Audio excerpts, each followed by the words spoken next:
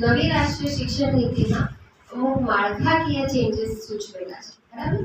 હવે આપણે ફાઉન્ડેશનલ સ્ટેજના બાળકો સાથે જ્યારે ભણાવતા હોઈએ છીએ, આપણને ખબર છે કે સંશોધનો આપણને એવું કહે છે કે બાળકનો 85 થી 90% મગજનો વિકાસ પહેલા 8 વર્ષમાં પૂર્ણ થઈ જતો હોય છે. આ સાંભળેલું છે ને બરાબર? બાળક જન્મે છે પછી તરત જ બોલવા માંડે છે? જન્મે છે તરત ચાલવા માંડે છે? જન્મીને તરત જ એ ખૂબ જ સારી રીતે વિચાર કરી શકે છે? હવે હું જે પૂછું એના જવાબ આપશો. ગાયનું બચ્ચું હોય, ઘોડાનું બચ્ચું હોય, એ જન્મ્યાના કેટલા કલાક પછી એનું વર્કિંગ ચાલુ હોય?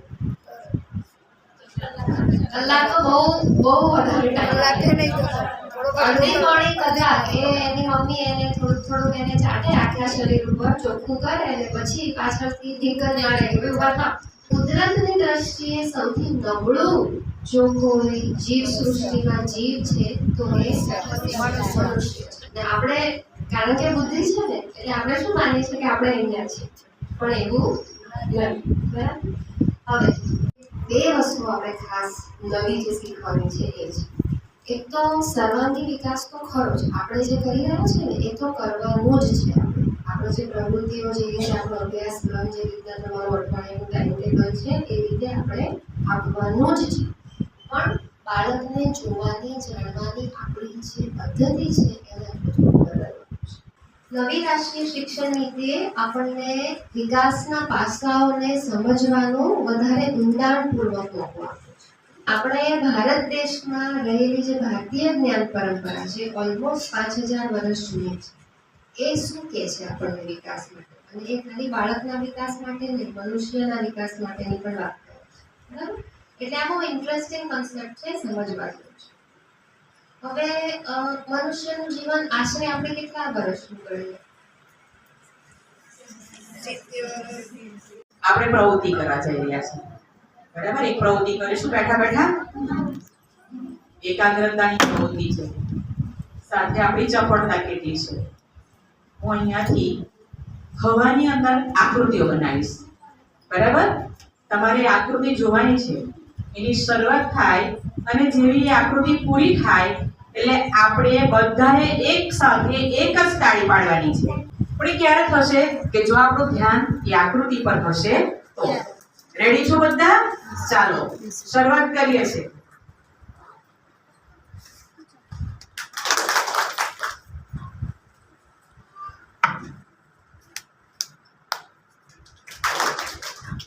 હજી ક્યાંક માનસિક રીતે આપણે ગેરહાજર થઈ ગયા હોય એવું લાગે છે. ઘોડો ઘુઘરિયાળો મારો ઘોડો ઘુઘરિયાળો ઘુઘરિયાળો. અવાજ આવવો જોઈએ ભાઈ. ઘોડો ઘુઘરિયાળો ઘુઘરિયાળો. ઘાસ દઉં તો ખાય છે, રાજી રાજી થાય છે. તડબડ તડબડ દોડે ત્યારે લાગે પાંખો વાળો ઘુઘરિયાળો.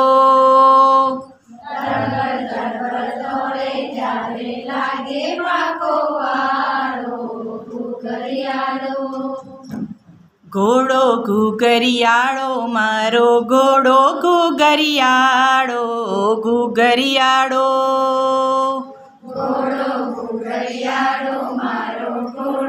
બધા રેડી છો ને? તો ચાલો એક સાથે આપણે પક્ષી ઉડાડવાના છે ને સાથેનો અવાજ પણ કરવાનો છે.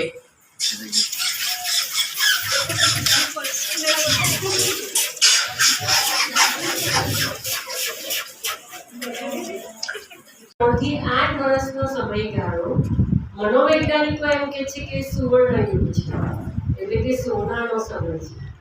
આ સમયમાં આપણે જેટલું વાગીએ એટલું વધારે સારી રીતે ઊંઘે, અને આપણે આટલા વર્ષોથી કામ કરીએ છીએ એટલે આપણને એ વાતની ખબર પણ છે. બાળકોનું શારીરિક અને માનસિક સ્વાસ્થ્ય સારું રહેવું જોઈએ. કેમ રહેવું જોઈએ? તમારામાંથી કોઈ કહેશે મને કે શારીરિક અને માનસિક સ્વાસ્થ્ય કેમ સારું રહેવું જોઈએ? શારીરિક અને માનસિક સ્વાસ્થ્ય હોય તો એ પૂરતું ધ્યાન કેન્દ્રિત કરે. બરાબર છે. શારીરિક રીતે જો શ્વાસ કરશે તો એ ધ્યાન કેન્દ્રિત પણ કરી શકશે. એટલે બહુ સારો જવાબ આપ્યો. બીજું કોઈ કહેશે કે કેમ સારું હોવું જોઈએ? એની એકાગ્રતા કેળવાય. એની એકાગ્રતા પણ કેળવાય. તો હવે આને માટે શારીરિક સ્વાસ્થ્ય અને માનસિક સ્વાસ્થ્ય માટે આપણે શું કરવું જોઈએ? કેવા પ્રકારની પ્રવૃત્તિઓ આપવી જોઈએ? આપણે આંગણવાડીમાં છે તો કેવા પ્રકારનો ખોરાક પણ જરૂરી છે કે જેનાથી શું થઈ શકે છે કે એમનો શારીરિક વિકાસ વધારે સારી રીતે થઈ શકે અને એમનું સ્વાસ્થ્ય સારું જળવાયેલું રહે. સવારે હતા ને એસએફ એફએસ એફએસ શું છે અને નવી શિક્ષણ નીતિ 5+3+3+4 પહેલા 5 વર્ષ 2 વર્ષ પૂર્વ પ્રાથમિક બાલવાટિકા ધોરણ 1-2 પછીના 3 વર્ષ ત્રીજું ચોથું પાંચમું પછીના 3 વર્ષ 6 થી 8 પછીના 4 વર્ષ એટલે 9 થી 12. એમાં પહેલા 5 વર્ષ એટલે મનથી બાળક મનથી કામ કરે છે, એના મનનો વિકાસ થાય અને મનથી વિચાર. પછીના 3 વર્ષ એટલે એની ભાવના અંદર કેળવાય છે, ભાવના આવે છે અને ભાવનાથી થાય છે. પછીના 3 વર્ષ એટલે વિચાર. તે નિષ્પત્તિ છે વિવિધ લેખન સાધનોનો ઉપયોગ કરે છે, જેમ કે ચોકનો ટુકડો, પેન્સિલ, રંગ પેન્સિલ, પેન્ટિંગ બ્રશ, ક્રેયોન. પ્રવૃત્તિનું નામ શું આપ્યું છે? મુક્ત ચિત્રકાર રંગપૂર્ણ. મોડર્ન થયા છે બાળકોના વિચારો બદલાય તો એના પ્રમાણે આપણે પણ આપણી પદ્ધતિ પ્રયુક્તિ બદલવી પડશે તો જ આપણે એની સામે એમને સંતોષકારક જવાબ આપી શકીશું. 4 થી 5 વર્ષ અને 5 થી 6 વર્ષ 3 વર્ષના બાળકો છે. 3 થી 4, 4 થી 5 અને 5 થી 6. તમને 3 વર્ષના બાળકોમાં એક જ અધ્યયન નિષ્પત્તિ પર કયા સ્ટેપમાં કામ કરે છે એની વિશેની તમે સમજ આપી છે. કેમ કે દરેક બાળકની 3 થી 4 વર્ષનું બાળક છે અમુક જ વસ્તુ શીખી શકે. 4 થી 5 વર્ષનું બાળક છે એનાથી થોડું લેવલ અપ જશે. 5 થી 6 વર્ષનું બાળક હશે એ એનાથી આગળ જશે.